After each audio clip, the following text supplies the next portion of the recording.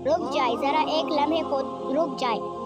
याद रखें, हुकूकुल्लाह माफ़ हो सकते हैं, लेकिन हुकूकुल इबाद कभी नहीं। किसी का दिल दुखाया, किसी का हक मारा, गैब करना या झूठ बोलना, ये सब ऐसी गुनाह है जिनकी माफ़ी ज़रूर अल्लाह से नहीं बल्कि इस बंदे से भी मांगनी होगी जिसका हक छीना गया। क़यामत के दिन नफल इबादतें ही इस वक्त तक फ़ायदा नहीं देंगी जब तक इंसानों के हुकूक अदा ना हो। लिहाजा आज ही सोचें, क्या हमने किसी का दिल तो नहीं तोड़ा? क्या हमने किसी की अमानत तो नहीं ली? क्या हमने किसी पर तो जुल्म नहीं किया? अगर ऐसा है तो अभी हक लुटा दे, माफ़ी मांग ले, क्योंकि ये कर्ज क़यामत से पहले ही चुका देना बेहतर है।